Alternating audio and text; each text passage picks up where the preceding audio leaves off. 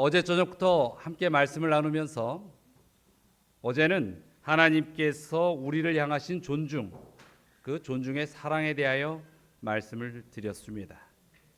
오늘은 그 사랑에 반응하는 우리가 하나님을 향한 존중의 삶이 무엇인지에 대한 이야기를 좀 드려볼까 합니다. 우리 마태복음 20장 28절에 보면 인자가 온 것은 섬김을 받으려 함이 아니라 도리어 섬기려 하고 자기 목숨을 많은 사람의 대속물로 주려 함이니라, 이렇게 기록되어 있습니다. 예수님께서 이 땅에 오신 것은 주시기 위함이다라고 선포하는 것이죠. 보면은 우리가 믿는 하나님을 설명할 때 가장 떠오르는 한 단어가 있다면 그것은 바로 사랑이라는 것에 대하여 이견을 갖는 사람은 없을 것입니다. 하나님은 사랑이시라. 그 하나님의 사랑은 주시는 사랑의 모습으로 표현됩니다. 많은 것을 주셔요. 그리고 그 주심에 우리가 받기 부족한 상황에 있을지라도 인내하시고 끝까지 선물을 놓지 않고 받기까지 기다려 주시는 것이 하나님이시요 그 사랑인 것이라고 생각이 듭니다. 1912년에 전 세계에 큰 충격을 안긴 한 사건이 있었지요. 우리가 너무나도 잘 아는 타이타닉이라는 전대미문의 유람선이 침몰하는 사건이었습니다. 이 배에서 수많은 사람들이 희생이 되었어요.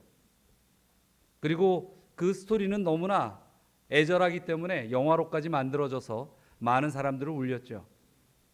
그런데 정말 이 타이타닉호가 침몰할 때에 너무나도 아쉽고 아까운 한 생명을 잃은 사람이 있었습니다. 그 사람의 이름은 존 하퍼라는 목사님이었습니다. 그는 영국과 유럽 전역을 돌아다니면서 이 개혁 설교가로서 많은 이들의 심령을 불타오르게 하는 그러한 전도자였습니다. 그에게 있어서 이 미국에서 한 초청이 왔어요. 그 당시 미국의 유명한 부흥가였던 이 무디가 이제 이 존 하퍼 목사를 초청한 것입니다. 같이 하나님의 사업을 해보지 않겠느냐. 수많은 사람들이 자신의 부를 자랑하고 이 역사적으로 가장 큰 유람선이라는 타이타닉호를 타기 위해서 그 승선을 했습니다. 그러나 이 존 하퍼 목사님은 미국의 말씀을 전하기 위하여 그 배에 오른 것이었습니다. 그런데 우리가 알다시피 이 1912년 그 차가운 바닷속으로 이 타이타닉호는 침몰하게 되었습니다. 수많은 사람들이 우왕좌왕하고 어린아이들부터 이 구조선에 태우고 서로 어떻게든 살아남겠다고 구명조끼를 입고 그런 상황이었습니다. 그때의 이 존 하퍼 목사님은 갑판에서, 아마 영화를 보신 분들은 기억이 날 거예요.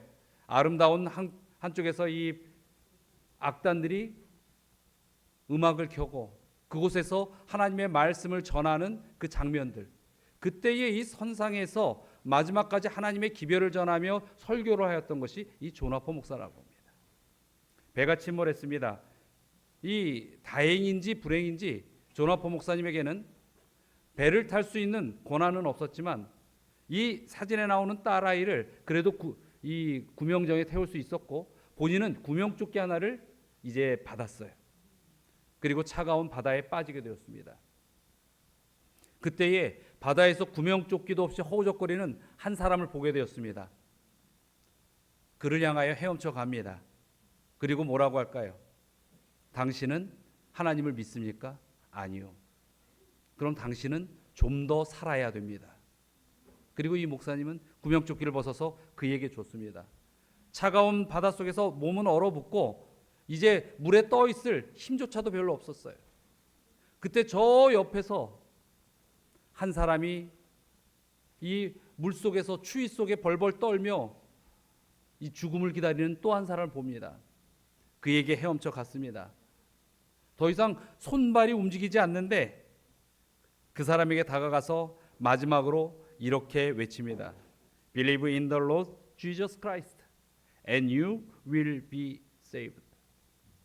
주 예수를 믿으십시오. 그리하면 구원을 받을 것입니다. 이 말을 외치고 조나포 목사님은 물속으로 차디찬 바닷속으로 가라앉게 됩니다. 그 이후에 생존자들이 모여서 그 당시의 상황을 증언하는 많은 일들이 있었어요. 어느 교회에서 이 타이타닉호에 탔었던 생존자가 하나님을 믿게 된 그 과정을 간증하는 시간이 있었습니다. 그때의 한 남자가 이야기합니다.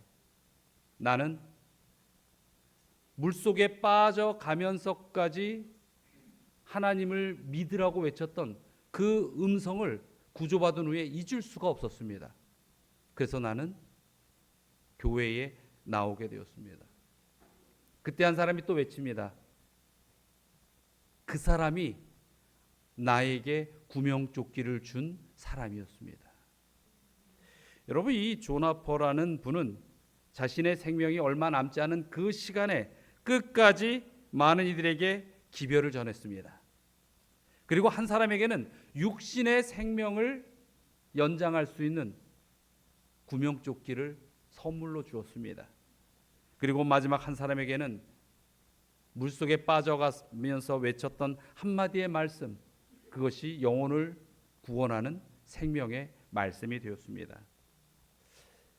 한 사람의 심령 속에 예수께서 임하시면 이렇게 나눠줄 것이 많습니다. 그의 생애는 그가 나눠준 것이 아니에요. 그 조나퍼라는 목사님의 그 심령 속에 계셨던 예수님의 마음, 예수님의 십자가가 수많은 이들을 구원할 수 있는 기별이 되어서 전달된 것입니다. 여러분, 예수님께서 이 땅에 오신 이유는 아주 분명합니다. 주시러 오신 거예요. 생명을 주시러 오신 것입니다. 우리가 이 예전에 라디오를 들으려면은 또 TV를 보려면 요즘은 유선으로 다 봅니다만 TV가 잘 나오려면 우리 장로님들 아실 거예요. 뭘 세워야 되죠? 안테나. 어떻게 세워야 돼요? 높이 세워야 돼요. 높이 세울수록 그 수신이 잘 되고, 그래서 이 서울에 가보면 방송 송신탑이 어디에 있어요? 남산에 있어요. 서울 시내에서 가장 높은 곳에 타워를 세우고 전파를 쏘는 것입니다. 저는 그렇게 봅니다. 예수님의 십자가가 그 골고다 언덕의 높이보다 더 높이 세워진 이유, 영적 높이에 세워졌죠. 온 세상 사람들에게 생명의 기별을 전파로 나눠주기 위하여. 우리의 심령 속에 예수님께서 계실 때에 우리는 온 세상 사람들에게 높은 곳에서 그 사랑을 전할 수 있는 하나님의 메신저가 될 수 있는 것입니다. 어느 날 그러한 예수님께서 그렇게 십자가에서 생명을 주겠다라고 약속하시고 이 땅에 생애를 사신 예수님께서 한 질문을 합니다. 요한복음 13장 8절이죠. 예수께서 대답하시되 내가 나를 위하여 내 목숨을 버리겠느냐?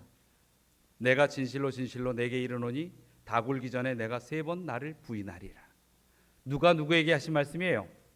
예수님께서 사랑하는 수석제자 베드로에게 한 이야기예요.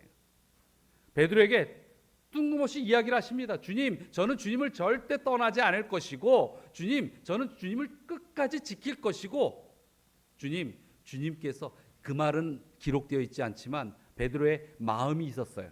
주님께서 왕에 등극하는 그 자리에 제가 주님의 호위병으로 서 있을 것입니다. 바라는 게 있었거든요. 그때에 예수님께서 그 베드로를 보고 얘기하시는 거예요. 내가 나를 위하여 내 목숨을 버릴 수 있겠느냐? 아주 의기충천하고 정말로 믿음이 굳건하다고 외치는 이 베드로에게 정말 너는 나를 위해서 내 목숨을 버릴 수 있겠느냐라고 질문하시는 것입니다. 그리고 바로 해석을 하세요. 뭐라고요? 너는 나를 버릴 것이다. 여러분, 이 말씀을 할 때에 베드로를 향한 예수님의 마음은 어떤 마음이었을까요? 네가 수석제자라고 이 괘씸한 녀석, 너는 믿음이 그렇게 안 돼, 이런 마음이셨을까요? 아니면 어떤 마음이었을까요? 어제 말씀 속에서도 그런 이야기를 제가 몇 번 반복했습니다만 강조하고, 있는 그대로의 베드로의 모습을 보면서 안타까워는 하셨지만 그 모습도 그대로 그냥 보아주신 거예요. 그러나 한 가지 마음은, 그 마음에서, 그 모습에서 베드로가 뭐 하길 바라는 거예요? 깨닫고 돌이키길 바라는 것이죠. 자, 베드로의 상황을 조금 더 우리가 확인해 보죠.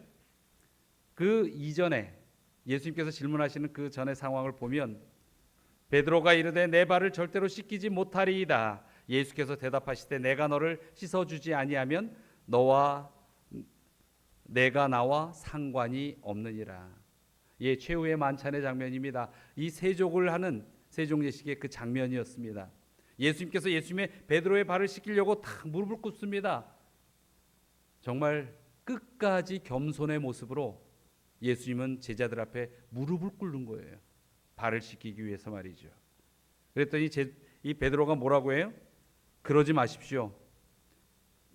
제 발을 씻기지 마십시오.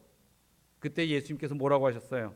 내가 너의 발을 씻기지 아니하면 너는 나와 상관이 없느니라. 예수님께서 베드로의 발을 씻기는 것은 그의 무엇을 씻기겠다는 약속이에요? 내가 너의 죄를 씻기겠다. 내가 너의 죄를 씻기고자 하는 내 이 마음과 행동을 네가 원하지 않는다면 너는 나와 뭐하니라? 상관이 없다. 여러분은 예수님과 상관이 있습니까? 없습니까? 예? 확실히 상관이 있어요? 예. 그런데 여기 예수님께서 분명히 말씀하셨죠. 어떻게 하면 상관이 없다고? 내가 너의 발을 씻기지 못하면 너는 나와 상관이 없다라고 하시는 것입니다. 이 말씀은 오늘을 사는 우리에게도 뭐라고 하시는 거예요? 똑같이 말씀하세요. 너 일주일 동안 발이 지저분해졌니? 마음이 지저분해졌니? 손이 지저분해졌니? 입술이 지저분해졌니? 오늘 내가 너를 씻겨줄 거야. 여러분, 주님께서 이 시간 우리의 일주일의 삶, 이 이전의 과거의 삶 씻겨주신다라고 하실 때, 예, 그러세요 하고 맡기실 마음 있으세요? 그럼 상관이 있는 거예요. 근데 여전히 아직 해결이 안 돼서요, 오늘 씻겨도 내일 제 입에는 또 더러워질 겁니다. 그러니 씻길 필요 없습니다. 여러분이 결심하지 않고 여러분이 예수님께 여러분의 마음을 내어놓지 아니하면 예수님께서 여러분을 씻기길 원하셔도 상관없는 존재가 되는 것입니다. 맡기시기 바랍니다. 제가 또 연약해서 쓰러질지 몰라도요, 제가 가지 말아야 할 곳에 가서 발이 진흙탕에 빠져서 내 발이 지저분해질지라도 말이지요, 그래도 오늘 씻겨주세요. 제가 주님을 붙들겠으니 진흙탕 길로 가지 않게 해주세요. 제 입술에 독화살을 물지 않게 해주세요. 그게 우리의 모습이어야 합니다. 그러면 여러분은 상관 있는 사람이 됩니다. 그 상관 있는 사람은 씻김을 받는 것이요, 그 씻김은 구원의 상징이요, 예수님께서 십자가에 주시고자 하시는 생명을 받은 백성이 된다라는 것을 기억하시기 바랍니다. 이 베드로가 십자가 앞에서 예수님께서 예언하신 대로 철저히 무너집니다. 그리고 자기가 가지고 있던 예수님의 그 환상이 예수님의 본 모습이 아니라 자신의 이기적 욕심이었다는 것을 깨닫게 됩니다. 완전히 깨달은 베드로에게 예수님이 나타나셔요. 그리고 이 부활하신 예수님께서 40일 동안 재교육을 시키는데도 잘 깨닫지를 못합니다. 그 40일이 걸리셨어요. 그 다음에 이제 예수님이 떠나가야 할 마지막 시간에 예수님께서 베드로에게 다시 한번 묻지요. 세 번째 이르시되 요한의 아들 시몬아, 뭐라고요? 내가 나를 사랑하느냐. 자, 아까는 뭐라고 하셨어요? 내가 나를 위하여 내 목숨을 버릴 수 있느냐. 그런데 이제는 목숨을 예수님께서 묻지 않으십니다. 내가 나를 사랑하느냐. 우리가 주님의 사랑을 품고 주님을 사랑하게 될 때에 목숨이든 뭐든 그것에 대한 우리의 애착이 없어집니다. 왜냐하면 우리의 목숨은 하나님께서 이미 약속하셨기 때문입니다. 죽어도 살리라. 제가 한 달 전쯤에 정말 아름다운 장례식을 집도한 이 일이 있었습니다.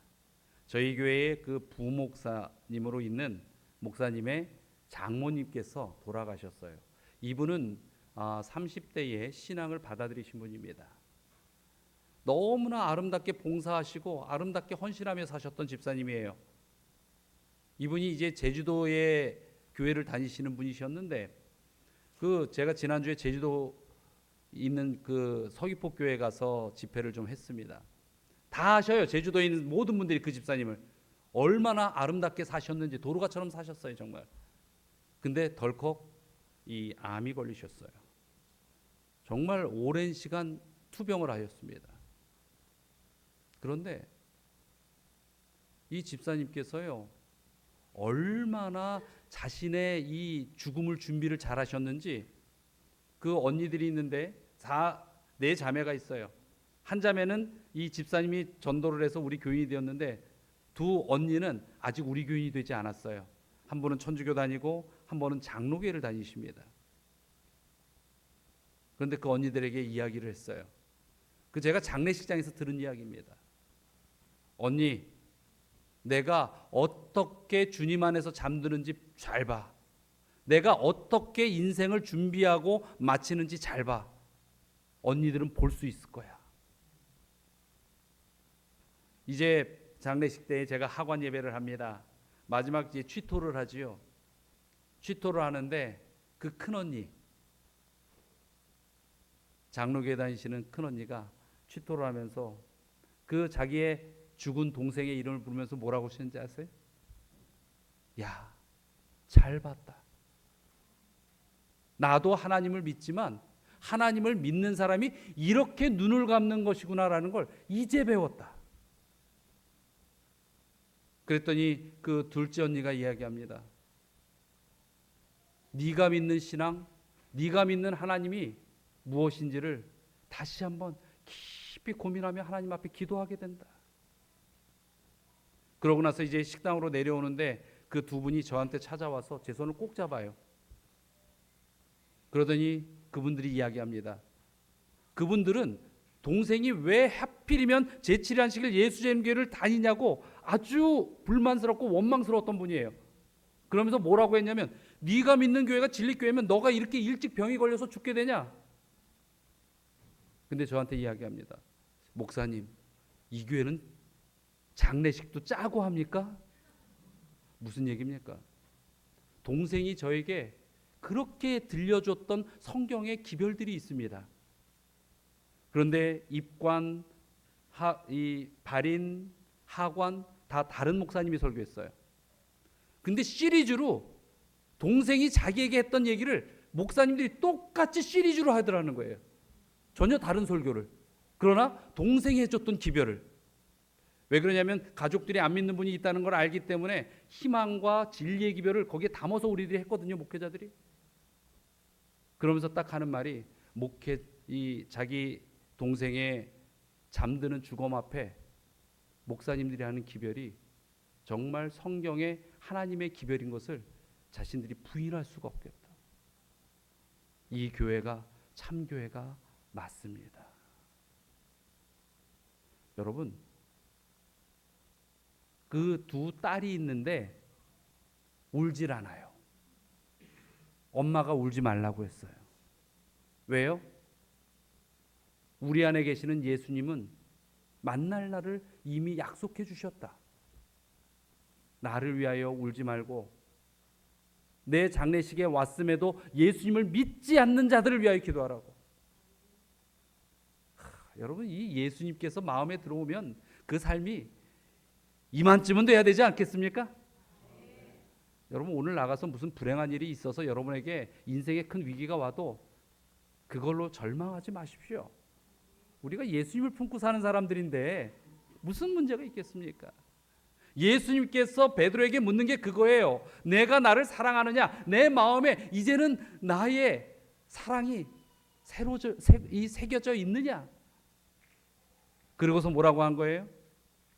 베드로가 대답합니다. 내가 주님을 사랑하는지를 주께서 아시겠습니다. 이 베드로의 시인은 뭐예요? 이제는 제가 주님의 마음을 갖고 이 세상을 살아갈 결심과 용기가 생겼습니다라고 이야기하는 것입니다. 드디어 예수님의 사랑이 뭔지를 깨닫고 그 사랑에 대한 존중의 마음이 생겨서 그 믿음을 가지고 이제는 살아가겠다고 이야기를 하는 것입니다. 우리는 구원받은 백성입니다. 믿음의 성도입니다. 우리가 이 믿음을 가진 구원받을 백성으로 살아가기 위해서는 우리가 어떤 존재인지 정체성을 알아야 하는 것입니다. 학생이요, 자기가 학생이라는 정체성을 정말로 긍정적으로 깨달으면 어떻게 할까요? 우리 여기 오늘 특창을 해준 친구들 너무나 고마워요. 여러분들이 나는 학생이야, 학생이라는 게 너무 좋아, 그러면 열심히 공부할 수 있어요. 우리가 가장으로서 내 가정에 내가 가장이야 하면 아무리 피곤하고 힘든 일을 해도 그것이 짜증나지 않습니다. 내가 사랑하는 남편과 아내를 만나서 부부라는 정체성에 확신을 가지면 그 사랑은 깨어지지 않습니다. 여러분이 이 광주 전원교회라는 교회의 성도로 하나님께서 불러서 앉히셨다라는 것에 대한 정체성을 확신을 가지면 여러분 이 자리에 있는 게 얼마나 행복한지 모릅니다. 여러분 그런 교회가 되시고 그런 성도가 되시기를 주의 이름으로 축원합니다. 성경에 보면은 우리는 구원받을 백성으로 어떠한 무리에 속해 있는지에 대하여 이야기하는 성경절이 있습니다. 다 같이 한번 읽어볼까요? 내가 보니 또 내가 보니 시작.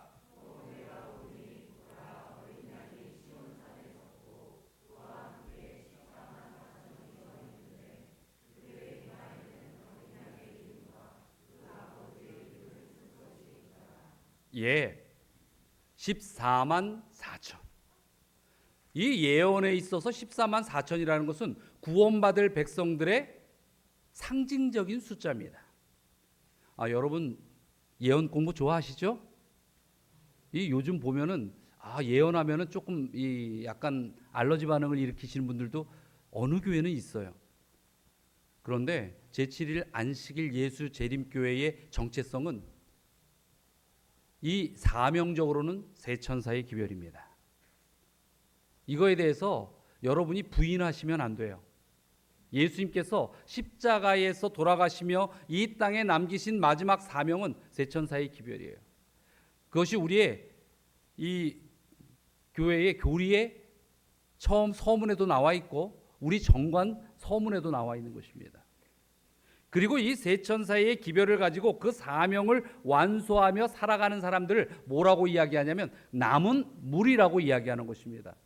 그 남은 무리와 세 천사의 기별은 이 땅에서 예수님 오시기까지 존재할 사명과 무리의 이름이에요. 그리고 그 사명이 다 마치고 구원받을 하늘 백성이 될 때에 그들을 지칭하여 뭐라고 이야기하는 거예요? 14만 4천이라고 이야기하는 것입니다. 그것이 구원받을 백성의 상징적인 표현이에요. 그럼 여러분은 14만 4천에 들어갈 백성이 돼야 하는 것은 분명하시죠?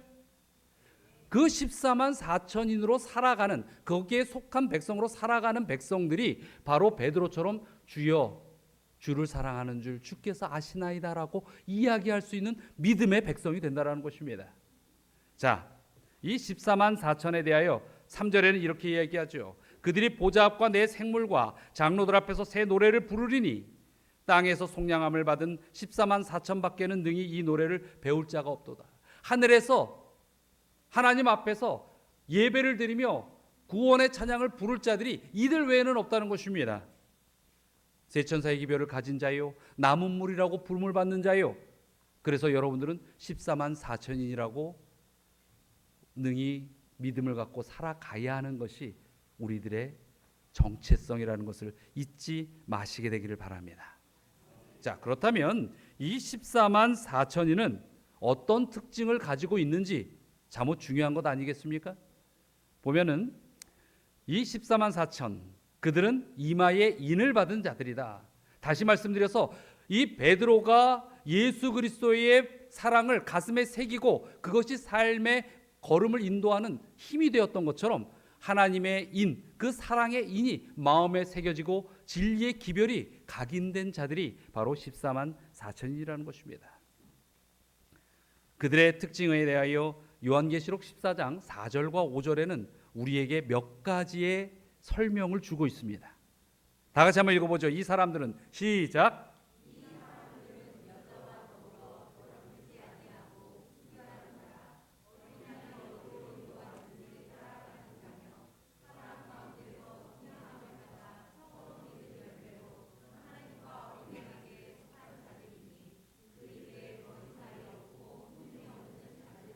예. 14만 4천인의 특징은 첫 번째는 여자와 더불어 더럽히지 아니한 자들이다라고 이야기합니다. 이 예언 가운데서 여자는 우리가 잘 압니다. 무엇을 나타내죠? 교회를 나타냅니다. 그런데 이 교회가 마지막 때에 더럽힘을 받습니까? 안 받습니까? 받아요. 그것이 바로 음녀라고 표현되는 것입니다. 음녀는 뭐예요? 자기의 몸을 팔아 간음하는 여인이에요. 즉, 이 마지막 때 교회가 더럽혀진 교회의 상징이 뭔지 아세요? 매도되는 교회, 매도되는 교회. 파는 교회입니다. 복음을 팔고 그리스도의 사랑을 팔아버리고 세상 것들을 매매하여 교회에 드리는 이러한 교회들이 더럽혀진 배도한 교회가 된다라고 하는 것입니다. 여러분, 이 배도한 교회의 반대말은 순결한 여인, 순결한 교회입니다. 여러분들의 믿음이 어제 말씀드렸죠. 온전히 살아가는데 신앙은 개인적인 것이에요. 그러나 신앙인의 삶은 교회의 삶입니다. 이것이 하나님께서 성경에서 정하신 원칙입니다. 나의 믿음과 구원의 확신은 하나님과의 개인적으로 이루어지는 것이지만 그 구원을 이룬 자들은 모여서 무리가 되어 하나님의 사명적 집단, 이 남은 무리의 교회의 성도로서 살아가게 한다는 것입니다. 그렇기 때문에 이 교회가 이 온전히 더럽혀진 교회인지 순결한 교회인지는 매우 중요한 문제인 것입니다. 여러분, 이 시대가 아무리 바뀔지라도 무엇은 바뀌지 않아요? 성경은 바뀌지 않습니다. 여러분은 몇 세까지 사시고 싶어요? 예? 우리 아이들한테 물어보면 너무 무리한 질문일 것 같고, 예, 우리 앞에 계시는 집사님 몇 세까지 사시고 싶으셔요? 94세. 예, 가능할 것 같습니다. 충분히. 예, 좀 더 사셔도 됩니다. 이왕이면 세 자리 사세요. 괜찮습니다. 예, 여하튼 뭐 우리가 좀 잘 살면 한 100년 살겠죠. 그런데요, 이 인류의 역사 가운데 보면 100년이 길어요, 짧아요? 짧아요. 무고한 수천 년 동안 하나님의 말씀이 변한 적이 있어요, 없어요? 말씀은 변하지 않습니다. 그러나 사람의 해석을 사람이 바꿔치기 하려고 많은 노력이 있었죠. 그런데 우리가 살아가는 짧은 이 100년의 세월 속에 우리가 믿는 믿음을 우리가 자꾸 바꾸려고 그래요. 그래서 우리가 성경을 믿었던 걸, 목사님 시대가 어떤데 여전히 그 말씀 그렇게 전합니까? 죄송합니다. 시대가 바뀌어도 목사들은 하나님의 말씀을 바꿀 수 있는 권한이 없어요. 우리는 아무리 AI 시대가 오고 세상이 정말 천지개벽을 할지라도 뭐는 바꿔서 얘기할 수 없어요? 성경 말씀은 바꿔서 얘기할 수 없어요. 갈등하지 마세요. 아무리 데몬스트레이션하고 항의하고 거기에 대한 논리를 갖다 붙여도 하나님의 진리는 바꿀 우리의 권한이 없습니다. 그러니 여러분이 건강한 신앙을 하려면 어떻게 하셔야 돼요? 성경 말씀 갈등하지 말고 있는 그대로 믿고 따르고 신앙하시기 바랍니다. 성경에 우리를 맞추는 게 맞는 말씀입니다. 우리의 삶에 성경을 갖다 맞추려면 그 순간 이 교회가 뭐가 되는 거예요? 배도한 교회가 되는 것입니다. 온전히 교회가 순수한 하나님의 말씀 속에 서면은 하나님께서 이 교회에 뭘 주시는지 아세요? 꿈을 주십니다. 우리의 꿈이 아니라 누구의 꿈? 하나님의 꿈을 꾸게 하는 교회가 된다는 것입니다. 그것이 하나님의 믿음의 역사예요. 제가 어제 이제 목사님하고 어떻게 우연히 이야기하다가 그 이야기를 좀 했는데, 제 목회에 있어서 한번 교회를 건축하는 하나님의 은혜를 받은 이 시절이 있었습니다. 어느 한 교회에 딱 갔는데, 부임해서 갔는데 교회가 뒤숭숭해요.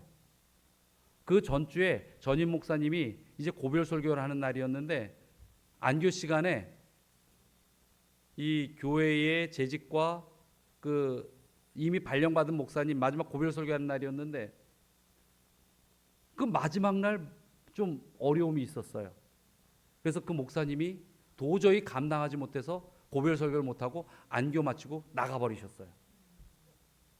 그래서 그때 멀로 목사님이 있으셨는데 그 목사님이 예배를 대치해서 드렸습니다. 제가 가니까 교회가 한 100명 남짓 104명인가 이 정도, 제가 첫 안식일 날 가니까 앉아 있더라고요. 근데 이 교회와 목회자와 성도와 이 모든 것이 참 어수선했습니다. 교회 앞을 이렇게 보는데 교회 앞에 눈에 보이는 모든 곳이, 아마 우리 여기 광주 전원교회는 경험했을 거예요. 이 토목공사안이라고 다 파헤친 황토 땅이었어요. 뭐 하고 있는 거예요? 신도시가 개발되고 있는 겁니다. 그런데 교회는 지금 이렇게 아파하고 있어요. 제가 성도들하고 한 달, 두 달 있다가 이제 호소를 했습니다. 여러분, 우리 좀 정신 좀 차립시다. 지금 눈에 한두 달 사이에도 막 한 층씩 올라갑니다. 아파트들이 이렇게. 여기 경험하셨죠? 아파트 올라가는데 눈 깜짝하면은 한 동이 올라가요. 6개월 걸려요. 요즘 기술도 좋습니다. 토목하는데 시간이 좀 걸리지, 토목하고 기초 딱 놓으면은 한 달에 몇 층씩 올라갑니다. 이렇게 쭉쭉쭉쭉. 와, 이곳에 수많은 사람들이 이사 올 겁니다.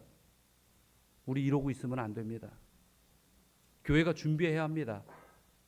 저 황무지와 같은 벌판이 빽빽한 아파트로 찰 겁니다. 그들을 향하여 주신 하나님의 사명을 받읍시다. 정말 많은 과정 속에서 성도님들과 기도하고 헌신하면서 1년 반 사이에 그 100명의 교인이 340명이 되었어요. 뭐 참 은혜가 있었습니다. 그리고 그 상태에서 더 이상 교회에 앉을 자리가 없어서 우리가 교회를 지어야겠습니다. 원래 이 교회가요, 그 신도시가 개척되는데 거기에 종교부지를 받았는데 거기에서 지으려면 돈이 많이 드니까 밖으로 나와서 지은 교회였어요. 그래서 이 교회 이름으로 땅이 있었어요. 그 땅을 연합회로 넘겼습니다. 근데 연합회가 한두 달 갖고 있다가 합회로 넘겨버렸어요. 근데 합회는 그걸 감당할 돈이 없었어요. 교회는 우리 거기 안 들어간다고 그냥 여기서 편안하게 있자고. 원래 그 교회는 이 교회의 사명지였어요. 그래서 성도님들과 다시 기도하면서 거기에 건축을 하기로 결심을 했습니다. 그런데 처음에 100명 교인 갖고는 그걸 감당할 수 없었어요. 근데 하나님이 축복하셔서 어떻게 됐어요? 350명이 됐어요. 그리고 옆에 있는 교회가 같이 하겠답니다. 100명짜리 교회가 같이 합시다. 그래갖고 지어진 교회가 별내교회였어요. 꿈을 꾸고 지어진 교회였습니다. 여러분, 가만히 보면 그 과정 속에서 저는 예스만 했어요. 주님 뜻대로 하십시오. 주님께서 벌판을 보여주셨으니 그걸 준비케 하여 주십시오. 주님께서 두 교회의 성도들이 마음을 합하게 하셨으니 주님 뜻대로 짓게 하십시오. 제 월급이 지금도 300언저리에서 왔다 갔다 합니다. 그런데 이 목사의 손에 얼마가 들렸는지 아세요? 100억이 들렸어요. 그 돈이 전 뭔지도 몰라요. 아직도 만져본 적이 없어요. 그냥 서류만 왔다 갔다 했지. 교회 땅 이렇게 팔면 얼마 나오고 뭐 이렇게 하는데, 여러분, 우리는 작아요. 저는 여전히 살림을 사는데 200만 원 갖고 어떻게 살아야 되는지 그거 고민하며 아내하고 기도하는 사람입니다. 그런데 누구는 꿈을 꾸세요? 하나님은 하나님 뜻에 서 있는 백성과 교회에 하나님의 꿈을 주십니다. 그 꿈을 우리가 뭐만 하면 돼요? 예스라고 하면, 저희는 이 교회에 하나님의 백성으로, 순결한 백성으로 남겠습니다라고 결심하면 그 꿈을 이루시는 것도 누가 이루셔요? 하나님께서 이루십니다. 우리 교회 증언 6권에는 이렇게 이야기하십니다. 교회는 빛을 발산하는 일에 저희의 달란트를 사용하지 않으므로 시들어가고 있다. 주께서 주시는 교훈과 같은 주의 깊은 교훈을 주어서 모든 사람이 저희의 빛을 활용하도록 해야 한다. 빛고울 광주, 이 전원교회에 하나님의 빛이 비춰지고 있습니까? 확신하십시오. 여러분이 아멘 소리를 크게 하든 작게 하든 그 빛은 하나님께서 주시는 빛이에요. 빛이 비추고 있습니까? 그 빛이 진정으로 시들지 않는 하나님의 꿈을 이루는 능력이 되게 하여 할 것이 여러분들의 축복이 될 것입니다. 우리 이 14만 4천인의 또 다른 하나의 특징은 어린 양이 어디로 가든지 어디로 인도하든지 뭐 하는 자들이다? 따라가는 자들이다라고 이야기합니다. 아까 이 안교 시간에 제가 보니까 오늘 제 설교에 거반 많은 내용이 다 안교 시간에 막 이어졌어요. 우리 목사님께서 비전 선포하는데 거기에 제가 설교하려고 준비했던 내용이 다 들어가 있고, 또 안교 시간에 찬양을 하는데 이 찬양을 또 하세요. 자, 갈라디아서 2장 20절에 뭐라고 하십니까? 내가 그리스도와 함께 십자가에 못 박혔으니 그런즉 이제는 내가 산 것이 아니요 오직 내 안에 그리스도께서 사신 것이라. 여러분, 14만 4천에 속한 백성들은 어디로 인도하든지 따라가는 자들입니다. 여러분, 주님의 뜻에 따라 따라가는 자들은요, 꿈을 꿀 뿐만 아니라 하나님께서 꿈을 이루는 역사를 볼 뿐만 아니라 무엇까지 경험하는지 아세요? 기적까지 경험합니다. 이제 시간이 많이 갔기 때문에 또 나머지 14만 4천인의 두세 가지 특징이 있는데 그것은 우리 담임 목사님께 맡기고 제가 요 이야기만 마무리 질까 합니다. 어제 제 아들 이야기를 한번 했죠. 저한테 가슴팍 2단 옆차기로 한 방 맞아서 날아갔던 아들. 이 녀석이 조금 부모에 대한 태도와 삶의 태도는 바뀌었는데 여전히 놀기 좋아해서 공부는 안 해요. 중학교 때 이 녀석 꿈이 축구 선수였어요. 맨날 축구만 합니다. 축구도 잘했어요. 그래서 어느 중학교 유명한 축구팀에 이놈이 저희 부모 모르게 가가지고 테스트를 받았어요. 친구랑 둘이 갔는데 그 친구 누나가 스포츠 기자였거든요. 근데 그 친구는 떨어지고 저희 아들은 붙었어요. 보내달라는 겁니다. 근데 저희 아내가 아주 명확해요. 너 축구 선수 하면 안식일 못 지켜. 근데 이 아이는 신앙 때문에 자기 꿈을 포기한다는 게 더 마음이 아팠어요. 그래갖고 공부를 안 했어요. 근데 고등학교 딱 올라와 보니 자기가 될 게 없는 겁니다. 그래서 고등학교 올라와서는 공부를 하겠다고 이제 달려들었어요. 근데 잘 안 되죠. 근데 그래도 하여튼 제가 보니까 본인이 꽤 고민하면서 노력을 했어요. 그러면서 이 공부를 가르쳐주는 선생님을 만났고, 대학교 선생님인데 거기에서 신앙을 더 이 친구가, 이제 제 아들이 조금씩 깨닫고 하면서, 아빠 내가 하나님의 일을 하면서 좀 살면 좋을 것 같아. 근데 아빠 하는 거 보니까 목사는 힘들어. 그래서 딴 걸 해야 되는데, 그래서 제가 그랬어요. 야, 그럼 의료 선교를 하면 어떻겠냐? 그것도 괜찮은데, 근데 이 친구는 지금 4년제 대학을 갈 수나 있을지 몰라요. 근데 목표가 생기니까 공부를 하는 겁니다. 그래서 그 당시에는 한국삼육 고등학교에 제 아들이 나름 전설 중에 하나였어요. 그 등급이 보면 그렇게 낮았는데 그래도 치고 올라가가지고 삼육대학 간호학과를 붙었습니다. 뭐 아슬아슬하게 붙었어요. 그러니까 이 친구가 알아요. 하나님의 은혜다. 문과였거든요. 문과가 그 간호학과 가는 게 쉽지 않았어요. 가니까 공부하기도 쉽지 않아요. 근데 친구들을 잘 만났어요. 의대 갔다 떨어진 아이들이 간호학과 와서 친구들이었어요. 그러니까 맨날 공부 그 지원을 받았어요. 그래서 대학도 5명 안에 들어서 졸업을 했어요. 그러고서는 아산병원에 이제 간호사로 갔습니다. 가니까 월급이 많더라고요. 그 응급실에 갔는데 5년을 버텼어요. 베테랑이 됐습니다. 그러니까 병원에서도 인정해가지고 그 병원에서 키우는 엘리트 코스에 집어넣고 응급실에서 중환자실로 옮겼어요. 두 부서를 관할할 수 있는 간호사를 만든다라는 프로젝트에. 근데 보니까 자기가 잘난 것 같아졌어요. 돈도 넉넉해졌어요. 하고 싶은 거 다 하고 살았어요. 보니까 큰 부자는 못해도 지 하고 싶은 건 다 할 만큼은 되더라고요. 그래서 제가 한번 그랬어요. 너 그렇게 살면 되겠니? 교회도 점점 멀어집니다. 본인이 어느 날 시인합니다. 자기가 이렇게까지 온 게 하나님의 은혜인 걸 아는데 자기가 이렇게 사는 건 아닌 것 같다고. 그래서 이제 신앙을 좀 잘하려나 보다 했더니 덜컥 병원을 그만둡니다. 그리고 미국 가서 공부를 좀 더 하겠다는 거예요. 그러고서는 이제 미국 가는 거 이제 준비를 해가지고 시험을 다 봤어요. 그래서 입학 허가를 받았습니다. 이제 뭐만 남았냐면 비자만 남았어요. 비자를 딱 남는데 비자가 통과될까 말까 고민을 좀 합니다. 아니라 다를까요? 이 하나님께서 여지까지 인도했던 그 아들이 떨어졌어요. 이 미국 비자가 잘 안 나옵니다. 근데 대학을 졸업한 사람이 이 프리메디를 하려면 다시 학부로 가야 되니까 그 조건은 안 된다는 겁니다. 나이도 많고. 이제 이 친구에게 미국을 안 가면 난감해요. 다시 재입사도 못 합니다. 어떻게 해야 될지 어려운 상태에서 한 번 더 준비를 했어요. 그래갖고 12월에 2차 비자 날짜가 잡혔어요. 그런데 서류는 아무것도 바뀐 게 없어요. 그 비자 날이 되었습니다. 인터뷰 날이 되었어요. 갑니다. 문전에서 쫓겨났어요. 왜냐하면 당시 그 기록을 딱 점검하는데 왜 6개월 전 사진 그대로 붙였느냐. 이 머리가 하얘지는 거예요.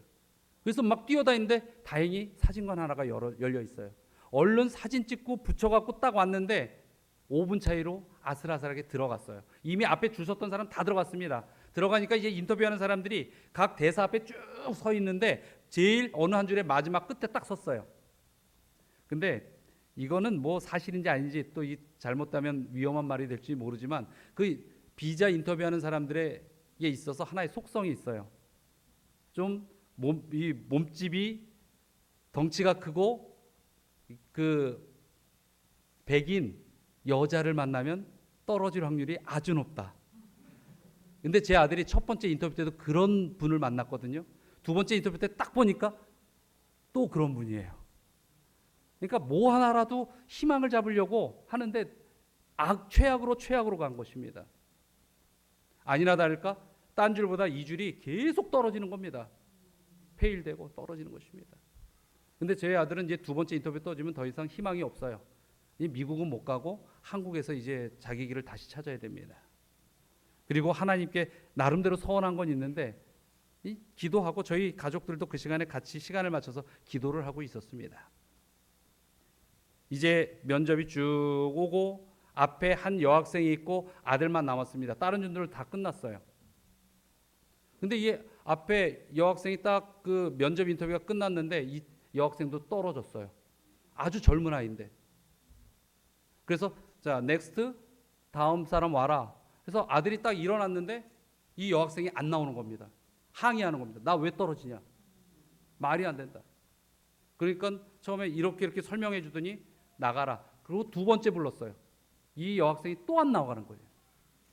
그때부터는 이 대사가 어때요? 짜증이 났어요. 막 소리를 지르면서 화를 내면서 빨리 나가라고. 당신 이건 불법이라고. 그러니까 아들은 이제 안절부절하는 겁니다. 막 서성이면서 어떻게 해야 되지 가뜩이나 조건이 떨어질 확률이 훨씬 더 높은 상황인데 이 마음까지 긁어놨으니 그래서 안절부절하고 있는데 4번을 그렇게 불렀는데도 이 여학생이 안 나오는 것입니다. 그때 어떤 한 직원이 오더니 당신 끝났으면 빨리 나가지 왜 여기서 서서 서성이냐. 그래서 나 아직 인터뷰 안 했다. 그러더니 이렇게 상황을 보다 시끄러우니까 그럼 나를 따라와라. 그리고 이렇게 그 골목으로 그 통로로 해가지고 저 구석에 있는 어떤 작은 방으로 데리고 가다라는 것입니다. 거기 앉아 있는데 10분, 20분이 지나도 아무도 안 들어오는 거예요. 더 초조하죠. 이미 딴 사람들은 다 끝나고 갔는데 20분쯤 지났는데 어느 한 사람이 이제 들어오는 것입니다. 남자가 딱 들어오는데 그때는 이미 제 아들은 멘탈이 나갔어요. 그래서 도저히 내가 인터뷰를 진행 못하겠습니다. 저한테 시간을 좀 줄 수 있습니까? 그때 그 앞에 있는 사람이 당신이 나를 많이 기다렸으니 나도 좀 기다려주겠다. 안정되면 얘기해라. 그리고 한 10분 정도 시간이 지나고 그 시간에 간절히 기도하고 그 사람 앞에 섰습니다. 그 사람이 자 이제 그럼 시작하겠습니다 하고 서류를 쭉 봅니다. 그리고 이제 제 아들한테 질문을 시작합니다. 첫 번째 질문이 뭐였는지 아세요? 어떤 질문을 할까요? 그 대사가 첫 번째 질문이 그거였습니다. Are you Adventist? 당신 재림교인입니까? 아들이 예, 난 재림교인입니다. 아마 그 서류에 3636363636으로 돼 있으니까 그걸 알았나 봐요. 그러더니 그 사람이 쭉 보더니 뭐 다른 의도는 없고 내 친구가 어드벤티스트라 질문해 봤어. 그 다음에 두 번째 질문을 합니다. 아, 그러냐고. 아들은 희망을 가졌다가 아, 별거 아니구나. 근데 두 번째 질문 딱 뭐라고 하는지 아세요? 그런데 궁금한 게 하나 있는데 당신 모태교인입니까? 아니면 나중에 신앙을 받아들이고 들어온 사람입니까? 저희 아들이 이상했어요. 왜 저런 걸 묻지? 우리 아버지는 이 교단에서 일하는 사역자고 저는 모태교인입니다. 아, 그러냐고. 여러분, 우리도 알죠? 모태교인이라고 묻는 질문이 일반적인 질문이 아닙니다. 그 다음에는 이제 정상적으로 모든 인터뷰를 했어요. 다 끝났습니다. 마지막 딱 일어나서 그 사람이 자, 당신 인터뷰가 끝났습니다. 이제 결정을 해야 됩니다. 그러더니 딱 일어서서 손을 내미는 겁니다. 내가 당신에게 줄 수 있는 것은 선물은 이거밖에 없습니다. 열심히 하십시오. 도장 딱 찍어줬어요. 여러분, 근데 더 놀라운 것은 그날이 며칠이었는지 아세요? 2024년 12월 3일이었어요. 무슨 날인지 기억하실지 모르겠습니다. 계엄령 난 날이에요.